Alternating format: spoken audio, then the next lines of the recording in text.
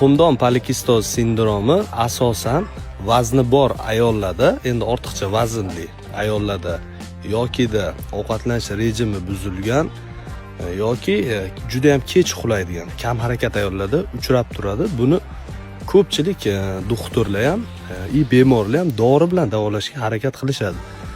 Bunday holatlarda biz shunaqa maslahat beramiz: polikistozni hech qanday dori davolab bermaydi. Shu dorini ichsang polikistoz davolanadi degan hech qanday ilmiy termin ham yo'q. O'shaning uchun vazni bor ayollar iloji boricha vazn tashlash kerak. Kam harakat ayollar ko'proq yurishi, vaqtida uxlash, ko'proq harakat qilish, uyqu rejimini joyiga qo'yish kerak. Shunda menstruatsiya ham doimiy bo'ladi. Folikulalar ham vaqtida o'sib, vaqtida yoriladi.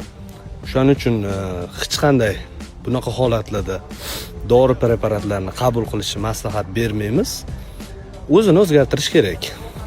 Qisqa qilib aytganda, agar dorini ichasiz, o'zingiz harakat qilmasangiz hech qanday natija ola olmaysiz.